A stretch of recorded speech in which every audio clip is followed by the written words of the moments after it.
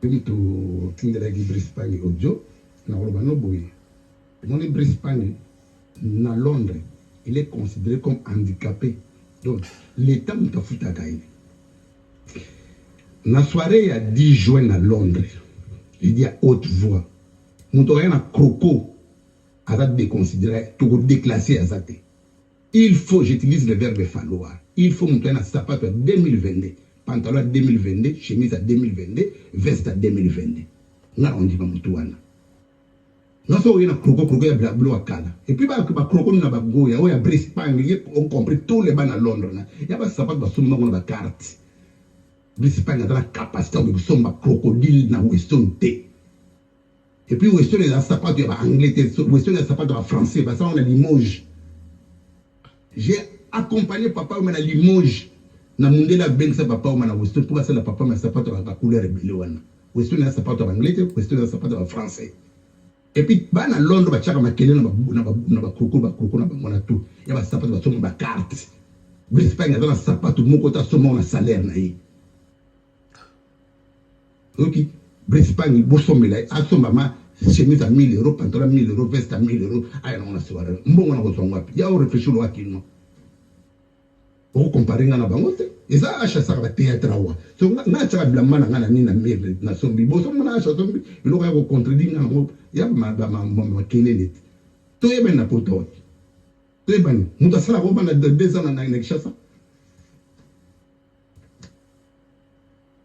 Mon frère. Au monde, il s'appelle à Paris, hein, à Belgique, il m'a tant à maison Mava.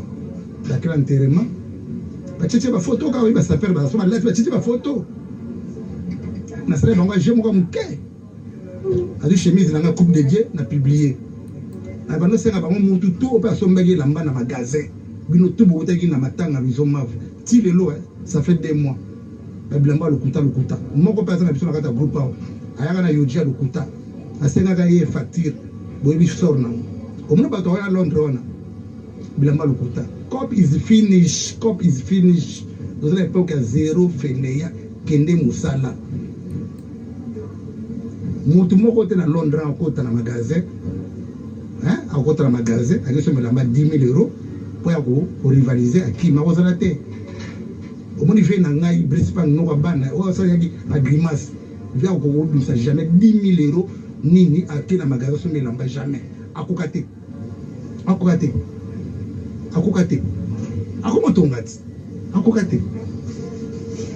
akokate na biso akokate auti Kinshasa amoni ba réalité Kinshasa avant il se desa na mboka kuna azoma 10 000 auti na esprit akoma na ngai kikinwa akekota na magasin et aussi ego sakamate yo moko yebi mwana Londres mo msambongo 10 000 akisoma boisate basalaire à Londres, on va salaire à Paris. Ndeko, yumtu.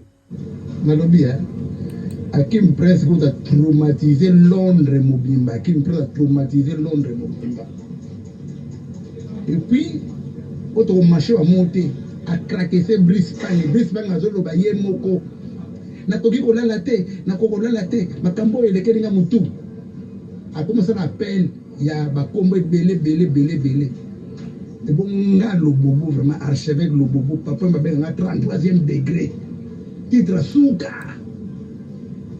Na beta compétition au Congola Brazza, on a gagné au Congola Brazza. Na bisou on Berluti à Piton, au Congola Brazza, on a gagné on a 4e arrondissement. Moi na Londres a gagné. Na sona ina moi na mai mo ya Belgique. To kena bango. Ah.